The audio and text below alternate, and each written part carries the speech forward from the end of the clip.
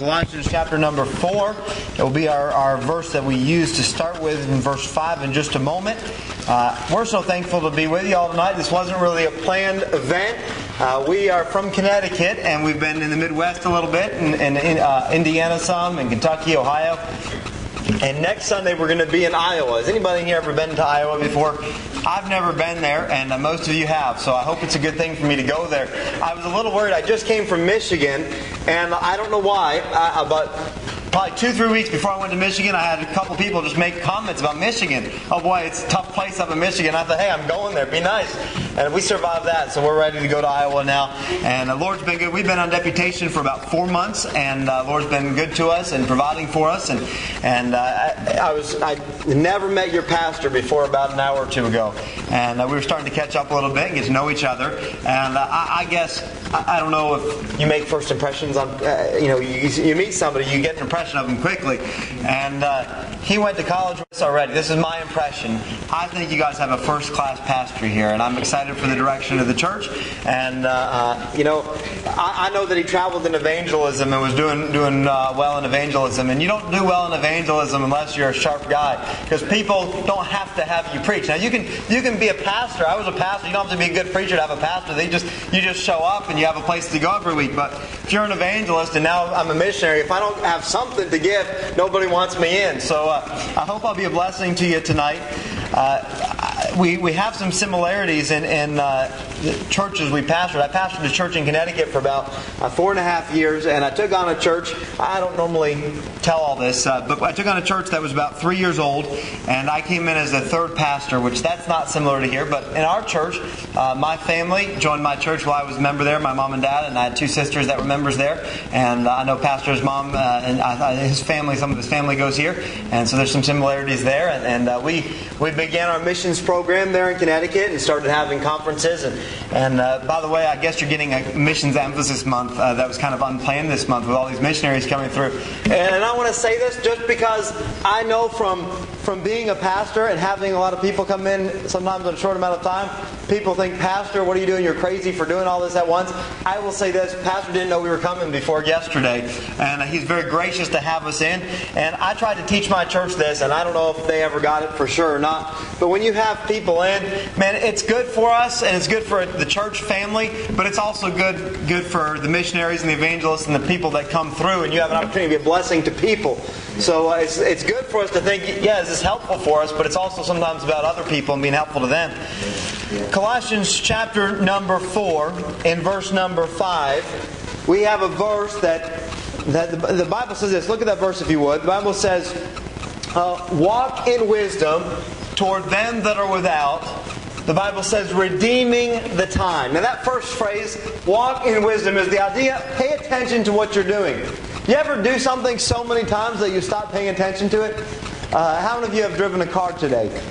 It's a regular thing to drive a car. You know, I don't sit behind the wheel of a car and think, well, how do I start this car? How do I drive this? I've done it so many times, I just get in and I just do it. And you would think, because I've been driving for a number of years, I would never need a reminder to pay attention, wouldn't you? Well, now that we're traveling in deputation, maybe there's a time or 2 or 3 or 4, I don't know, but maybe I'm driving around and I hit the rumble strips on the side of the road, and my wife has to say, honey, pay attention to where you're going. It's not that I don't know what I'm doing or what I should be doing, but sometimes if I'm not careful, I don't do things the way they ought to get done. The Bible says this, walk in wisdom towards them that are without. Well, what's that talking about? I'm going to give you some motivations for missions, but I just want to apply this verse for a second as an introduction. The Bible tells the church, this church, to bring the gospel to every creature.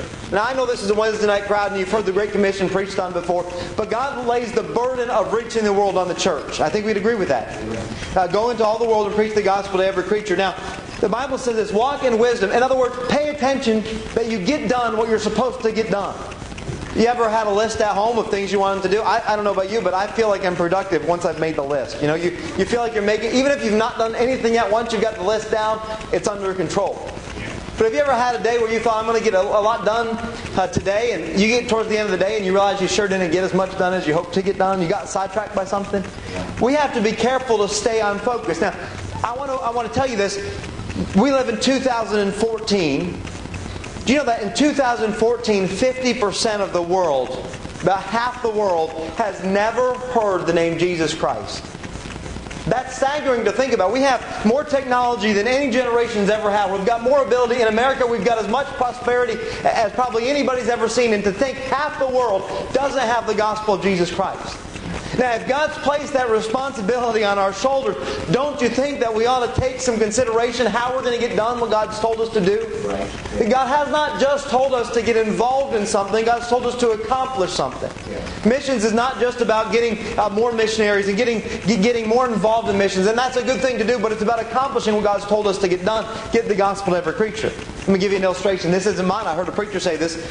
He actually wrote it in a book. He said, sometimes we get involved as a church in missions like somebody might get involved in running a marathon. Now, use your imagination with me. I've never run a marathon. Some of you haven't run a marathon either. Maybe you have. But I'll tell you this.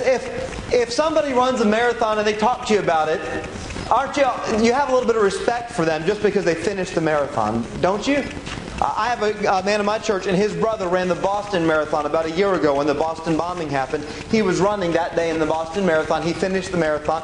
And if I meet somebody that finished the marathon, in a sense, my hat's off to them. Hey, that is incredible that you finished a marathon. That takes a lot of work. But I've never talked to somebody that's finished the marathon and said, well, did you get first place? Most people, if you're honest, I would ask if you ran a marathon, but I don't want to embarrass anybody. If you have, you may not want to get called out. That's a good thing. I don't know. Anyway, if you ran a marathon, you probably didn't get first place. Most people don't. And really, it's not a disappointment if you finish, but you're position 10 or position 100 or whatever. You're just glad to be alive and be finished with it. You know, sometimes we get involved in missions, and we're excited to be involved in missions, but we're really not planning to accomplish anything. May I say this? If we're going to be involved in missions, let's walk in wisdom towards them that are without, redeeming the time. Then time is short, and God wants the gospel to go to every creature. The Bible says in Revelation that in heaven, God desires a representation from every nation, tribe, and tongue. Do you know that there's about 4,000 languages that don't have the Word of God in their language? We need some young people that grow up to translate the Bible into a language that it's not been translated in so people can read about the gospel story. I'm not telling you this evening something that you've not heard before. On a Wednesday night group, I would imagine every person here would agree with this fact. We've got to get involved in reaching the world for Christ. I'm not trying to convince you that that's true because I think you know that that's true, but sometimes we don't do what we know we're supposed to do. Let me give you an example, and then we'll get into the message here. But I don't know if you've got a junk drawer in your house. Most of the time, no matter whether you're organized or you're disorganized, there's always pockets of disorganization somewhere. I mean, the most spotless, the most organized people that you think don't have anything messy, you open up the glove box of their car and tissues and napkins and menus will just fall on the floor. I mean, somewhere, someplace is something that needs to get cleaned up and organized. Yeah. I tell you this. There's things that I've seen in my life, just organizational things, that I think I've got to get this done. I've just got to clean up. We live in a travel trailer, and right now I'm dealing with this. My wife knows this. We've been real busy lately, and there's a little bit on each side of the bed. It's not a very big space, and as soon as stuff gets on the floor, you've got no room to walk. And some stuff has kind of been collecting on my side of the bed, and yesterday I said, I've got to deal with it. May I tell you this? Tonight it's not been dealt with yet. I've got to get it done. And things that I know I should do, sometimes I just don't get them done.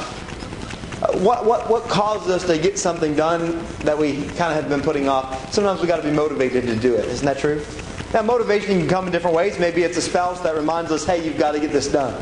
Maybe some of you ladies, I know you're great housekeepers and all, but maybe something just hasn't been getting cleaned up at the house, and all of a sudden you find out company's coming over, and it's the motivation you need to get it done. Well, we know missions is important. We know we've got to be involved in it. What's going to motivate us to accomplish the Great Commission? What's going to motivate us to get involved in missions? I'm going to share with you three motivations for missions this evening. But before we go any farther, let's ask God's blessing on our time together. Heavenly Father, Lord, tonight we love you. Lord, thank you that we know that we can have eternal life through Jesus Christ. Lord, thank you for the time that I trusted Christ. I trusted you as my Savior. Lord, that gospel message needs to be proclaimed to every person. Lord, we know we ought to be involved in getting the gospel out, but Lord, sometimes we just get lazy about it. Sometimes we just get sidetracked. Sometimes what we know we ought to do does not get done. Lord, tonight would you motivate us? Would you challenge us? Would you encourage us to, Lord, do what we know we ought to be doing? help me as I speak, Lord, tonight. I pray that you fill me with your power and free us from distraction. In Jesus' name I pray. Amen. I'm going to have you turn over to another passage. If you turn over to Matthew chapter number 22, there's some verses here in Matthew chapter 22 that are very well known. I'm not going to give you something tonight that's going to shock you. I'm not going to come up with something that you've never heard from the Word of God before. But I want to share with you a few different perspectives I think that will motivate us to accomplish the Great Commission and motivate us to be involved in missions. In Matthew chapter number 2 and verse 36, we see this verse. Master, which is the great commandment in the law? That's kind of a trick question, asking Jesus, out of all the things you've said, Jesus, what have you said that is important? You know, of course, everything that Jesus said is great because of who said it. Right. I've heard people say this, and I've heard people say the greatest calling is the calling into the ministry. But I'd say this, if God calls somebody to do something, because God's the one who called them, it's a great calling. Right. Doesn't matter what it is, just to obey the voice of God. There's nothing greater, so it's kind of a trick question. Lord, what have you said that's important? Well, all that He said is important. Yeah. But of course, Jesus knows always how to answer people. Do you ever struggle how to answer people? Jesus never had that problem before. And He knows just what to say to this person that's speaking to Him. He says this in verse 37. Jesus said unto him, Thou shalt love the Lord thy God with all thy heart and with all thy soul and with all thy mind. May I tell you this, that missions begins with a right relationship to God. Sometimes, and I'm guilty of this at times, sometimes we get so busy with serving God, we forget our relationship with God. We get so excited about mission work, or we get so excited about ministry work, that we kind of forget who we're working for. Man, I'll be honest with you. I love serving the Lord. I'm having the greatest time ever on deputation. Some people say, well, man, just get through deputation. I wish there was a better way, but it's just got to happen. My wife and I are having a blast as we travel the country, meet new people, get to go to great new places. I thought all of Illinois was just flat farmland, and then I came to Peoria, and there's trees, and there's some hills, not quite like Connecticut, but there's some hills here, and I just enjoy all of it. I was much thinner just a few months ago when I started deputation, but I'm enjoying all the people feeding us and taking care of us. Man, I enjoy serving God. But sometimes I can get so busy serving Him, I get excited about the service, but I don't get excited about Him. Now listen, the main motivation for missions is not people. The main motivation for missions is our Lord. It's the desire of God that His name be lifted up to every person in every place. If we have the right relationship with God, we can't help but be involved in missions. Right. If God wants His name lifted up and God wants His name spread about, if we have the right relationship with God, if we truly love Him with all our heart and mind and soul, we're going to want to proclaim Him. You know why it is that we're too quiet and too shy to give the gospel to somebody across the street from our house? We don't love God with all our heart and all our soul and all our mind.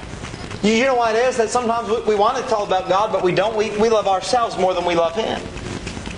I'll tell you this. I remember going to Honduras on many trips, and I'll talk about that a little bit in my message, but it's not an easy place to live. In fact, Honduras has the highest murder rate of any nation in the world right now, and they have the city with the highest murder rate of any particular city. And it's easy for someone to see challenges like that and say, you know what?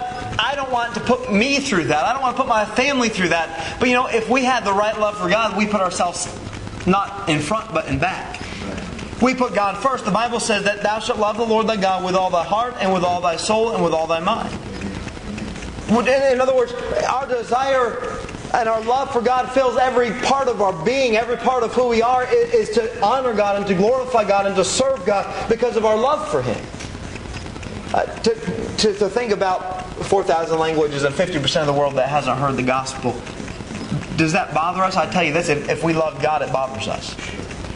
If we can say, someday somebody will reach them, but it's not a priority now. If that's our heart, then I wonder if we love God like we ought to love God. I heard a youth pastor tell me this not too long ago. He said at his church, and it's a good church, they had a staff meeting and they got everybody together and they had a handout. By the way, a preacher's organized when he's got a handout. If a preacher's got a handout, he knows what's going on. And they gave handouts to the staff, and on the top of their page it said this: ministry is life. Seemed like that made sense. They're involved in ministry and this is part of their life, and it kind of takes up a lot of your life. And this youth pastor said, that I started thinking about that and that really bothered me. Because ministry is not life. Ministry is not life. Serving isn't life. God is life. Right. We don't live for service. We don't live to be busy. We don't live for ministry. We live for God. God's the reason for why we do what we do. And I'll tell you this, it honors God and it glorifies God to lift up His name. Oh, yes. I would say this, a motivation to get involved in missions, a motivation to accomplish the Great Commission is our love for God. I want to share with you this. Not only the love of God, but the love of others. Matthew chapter 22 and verse 38. We'll read 38 and 39. This is the first commandment, what we just read. Love thy Lord thy God. This is the first and great commandment. The second is like unto it. In other words, it holds the qualities up. Thou shalt love thy neighbor as thyself. Now, that's not a verse we're new to, but I'll tell you this. If there's one thing that we don't understand in America in the day and age we live, if there's one lesson young people need to know, it's this lesson of selflessness. It's so foreign to our concept of living to put ourselves last and to put others first. We almost have to explain what this is. When have we ever been in a conversation where we've been more concerned about somebody else's opinion than our own opinion? When was the last time that our neighbor or a brother and sister in Christ had a trial and we did without something so they could do with something? I mean, this idea of being selfless, we've got young people that have never done anything for somebody besides themselves. The Bible says this, no man yet ever hated his own life. It's ingrained in us and we're born with this nature to protect ourselves and to help ourselves. But if we would live the way God wants us to live, we would put other people first. I remember, I mentioned before we're going to Honduras, and as a pastor we started to take mission trips out there, and we met a man in Honduras. His name is Brother Ronnie Dawes. He's been in Honduras for 24 years. And Lord's just blessed him. He's in a very rural area. I describe it this way. He's about 3 hours away from the closest hamburger. And it's a big deal. In fact, they've got an orphanage there where he's at, about 100 kids that live there now. Once in a while, he'll take one of those orphan boys and say, hey, I'm going to pick somebody up from the airport. You want to go with me? Well, that's a big thing for them. They've never been outside their village before. And they'll get in the truck and they'll drive 3 hours away, and there's a Wendy's near the airport, and he'll take them to Wendy's. They've never had a hamburger in their life. And you think Wendy's, they could leave that, help them out, and don't give them fast food. But I'll tell you what, they're excited to get Wendy's. Then they unwrap it, and they see the burger there, and they've never seen anybody eat a burger before. They don't know how to eat it. They take the bun off, and they eat the bun first. Then they take the lettuce off and eat the lettuce. They go through it just the same way. I thought that was pretty neat, and then I realized Charlotte does the same thing, my daughter. But that's all right. It's a very challenging place. They were there about 10 or 11 years without any electricity. About the time your pastor and I were in college, they finally got electricity hooked up in Honduras. Can you imagine how excited the missionary's wife was? That now that they have electricity, they can get a washing machine. I mean, like, the high-tech stuff is about to happen. And they got their electricity on, and the power went out. How many of you get frustrated when the power goes out? A couple years ago in Connecticut, we had a strange occurrence. We had a snowstorm in October. I don't remember any time in my life it's happened. The leaves were still on the trees, branches came down everywhere. And parts of Connecticut were without power for 2 weeks, and we all thought we were going to die. This missionary family in Honduras lost their power right after it had finally come on. They lost their power for a year. Can you imagine how discouraging that would be? If you go there today, you'd see people, they're cooking on open fires. A lot of the Hondurans don't have any cooking facilities other than a fire. You'll see people sometimes bathing in the creek because they don't have running water in their house. I mean, it's as backwards as you could think. And to go there, boy, it changes your life. Whether you're saved or lost, you see that and you come back grateful for what you've got. I don't think anybody, no matter how wicked your heart is, I don't think you could go to Honduras, come back and complain the day you get back. I just don't think you could do it. And I got there and I thought, boy, I wish I could show what I'm seeing to some people. And I just thought of some family members and some other people. And I was talking to the missionary and saying, boy, I wish I could get so-and-so out here. And he said, well, you know why some people won't come to Honduras? And I said, why's that? And he said, they think they're better than the Honduran people. So what do you mean? He said, well, they think that it's okay for a Honduran person to not have enough food and not have and live in danger, and they think it's okay for a Honduran kid to eat rice and beans for 3 meals a day, 7 days a week. But they think they're better than that, and they don't want to put up with it even for a week. You know that's true. We won't even go on a mission trip someplace if it's going to be difficult and if it's going to be challenging. May I tell you this? We've not learned to love other people before we love ourselves. The Bible says this, look not every man on his own things, but every man also on the things of others. This is not a lesson for missionaries. This is a lesson for everybody. Let's put other people first. Oh, yeah. Amen. If we can't be worried about the person that lives across the street and give them the gospel, how are we going to reach the world for Jesus Christ? I'll tell you this, we're not going to get the gospel to some tribe in Papua New Guinea that's never heard the gospel before if we're not willing to go. If we're not willing to step outside of our comfort zone, if we're not willing to do without, Brother Ronnie said this to me. He's been a help to me as we've prepared for Honduras. He said, when he went to Honduras 24 years ago, he said, some people come to the mission field, they know they've got to leave father, mother, sister, and brother. The Bible talks about that. But the Bible says, and hate your own life also. Well, what does that mean? Does that mean that you don't have any self-confidence? That's not what it's talking about. The idea of hate your own life also that the Bible commands from His disciples is this: we put ourselves last. He said when he went to Honduras, he didn't want to be in Honduras by the city. And a Honduran city is a pretty rough place. I'll tell you that right off. I don't begrudge. I don't think anything less of a missionary that's in the city. But he said we want him to go where the poorest people were in Honduras. 65% of Honduras lives on less than $2 a day, and he went to the people that have nothing. I mean, they have absolutely nothing. This is a neat story. We have a missionary family that's coming with us. We're working as a team, and they're just beginning deputation as well. And they went to a church for a missions conference, and the church was very excited to have them, and they took real good care of them. And they took the missionary's wife out shopping. And it's funny, my wife doesn't really enjoy shopping, so I got a really good wife. She doesn't like to shop. It's a great thing. But they took this missionary's wife shopping, and they said, you're going to be on deputation, you're going to be in a lot of churches, and you're going to have to be dressed up a lot, so we want to go out and we're going to buy you a nice dress and a nice outfit for deputation. That was very kind of them to do. And so she got that dress, and she got that outfit, and she got back, and she remembered going to Honduras and seeing those orphan children that have never had anything new in their life. And she began to get a little bit convicted that here I'm going to take something so nice and so wonderful because I'm going to go minister to people, but they've never had anything in their life. And so she began to pray about what she could do, and she began a drive to get new dresses or handmade dresses to bring to Honduras. We're going next month on a trip. And she was praying, and she thought, it might be a stretch, but we're going to pray for 60 dresses to bring those girls in Honduras so they can have something of their own that's new. Most of the kids in Honduras, they don't even own their own clothes. They go out in the morning, whatever's hanging on the line, they pull off. And that's what they wear that day. Whoever gets to the clothesline first gets the best outfit of the day. And they don't know what their shirts say. It's pretty neat. You're walking around and you're reading the shirts that they're wearing. And there'll be a man. We saw a man maybe about 15 years old, and his shirt said, "If you think it's hard being a firefighter, try being a firefighter's wife." And we thought, you don't know what your shirt says. Another man had a shirt on, and it said "Mother of 13" on his shirt. And I don't know if they figured that one out and just thought it was funny, but they just wear whatever they had. And now we're going to be going over in a month, and we've got dresses that we can bring. But I tell you this, it does not take talent or ability to love people. It just takes someone who's selfless. Somebody who thinks of other people first. Anybody can love a Honduran orphan. Anybody can love unreached people groups. Anybody can give them the gospel. I was telling this story at a church not too long ago, and after church I had a girl come up to me. She was about 8 years old, and she had a bag in her hand. And she said, I heard you tell the story about loving people and about putting other people first. And I have a dress that is brand new. It doesn't fit me, and I was going to give it to my friend tonight. But after hearing that story, she said, would you take this to Honduras? And would you give it to one of the girls there? I tell you, anybody can love people. Anybody can put somebody else first. We're going to reach the world if we learn to love people. I hope that as a church here in Illinois, we learn to love people. I hope we learn to love people that walk through our door. Sometimes if somebody's not just like us, or they don't talk like us, or dress like us, they come through those back doors of church, and we kind of wonder who they are and why they're here. And I tell you this, we've got to love people. Christ loved people. We should love people.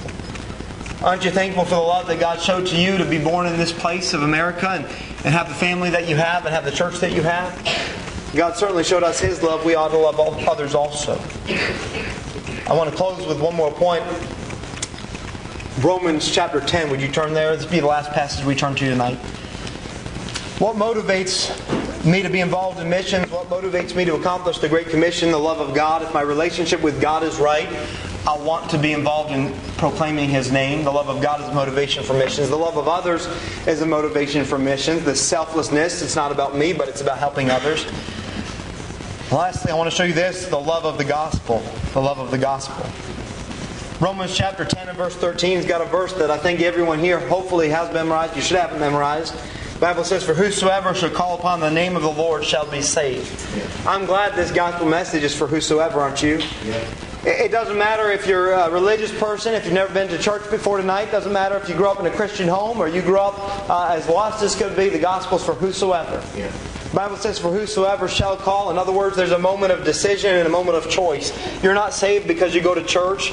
You're not saved because you have a Christian family. You're not saved because you happen to understand the gospel and maybe in your mind you agree with it. It's a choice that's made. Right. I get a little concerned when somebody says, well, I know I'm saved. And I say, well, how do you know? And they say, well, I guess I happen to agree with what you're saying. There's a moment where we pass from death unto life, a moment where we choose to put our faith in Christ. Right. The Bible says, whosoever shall call. The Bible says this, upon the name of the Lord. Is it a prayer that saves us? It's not a prayer. The idea of this name of Christ is talking about His reputation. The Bible says a good name is rather to be chosen. What's the reputation of Christ? The reputation of Christ is the gospel, that Jesus Christ died, was buried, and that He rose again. We trust in the work of Christ, the reputation of Christ, the name of Christ. The Bible says, whosoever shall call upon the name of the Lord shall be saved. I believe, and I don't have time to develop this so much, but I believe that salvation and eternal life is something that we get the moment we trust Him. We don't receive eternal life after we physically die. We receive eternal life when we've trusted Christ as our Savior. At that moment you shall be saved. That gospel message is an exciting thing, isn't it? How many of you can think back to the time you trusted Christ as your Savior? I think of... I suppose I take it for granted, but the more I travel and the more I see, I'm thankful that I had a mom and dad that loved me enough to give me the gospel. We can think back in our families or maybe with a preacher or a friend that gave us the gospel message, and we can remember the time we trusted Christ as our Savior. What could be more exciting in our life than that moment that we trusted Christ as our Savior? The Bible says this, verse 14, how then shall they call on Him in whom they have not believed, and how shall they believe in whom they have not heard? Every time I've talked to somebody and asked their salvation testimony, for the most part, I found somebody that could tell me, oh, so-and-so led me to the Lord, so-and-so explained the gospel, so-and-so gave me a tract. But I tell you this, people understand the gospel when someone proclaims the gospel. The Bible says, faith cometh by hearing, and hearing by the Word of God. When someone's proclaiming the Word and we hear the Word, we have faith in the Word. The Bible says this, how shall they hear without a preacher? Then look at verse 15. How shall they preach except they be sent? This idea of sending missionaries is not something your pastor came up with or this church came up with. The idea of sending people to proclaim the gospel messages comes right from the Bible. And because of my love for the gospel, because of who Christ is and what He's done for me, just knowing the gospel message to see people get saved, that motivates me to give the gospel. Amen. Do you know that your life was changed, a 180? You were going your own direction on your way to hell, and you trusted Christ, and heaven's your home? You know, that gospel message, that miracle that happened in your life can happen to anybody if they hear the gospel. If we understand the gospel, we can proclaim the gospel. Motivations for mission, the love of God, the love of others, the love of the gospel. The Bible says, Colossians chapter 4 and verse 5, walk in wisdom towards them that are without. We know we ought to be involved in missions. There's a job to get accomplished. I wonder this, can we honestly say, and I'm done, are we doing anything to accomplish that task? Is there anything in our life that the way that we're living, or the way that we're investing in others, is somebody that's in that 50% of the world that's never heard the gospel going to hear the gospel? Is Crossroads Baptist Church going to be a church that helps that 50% hear the gospel, or are we just going to be happy to have our hand in it? Hey, let's get something done. Let's walk in wisdom. What motivates us to do that? The love of God, the love of others, and the love of the gospel. Let's pray.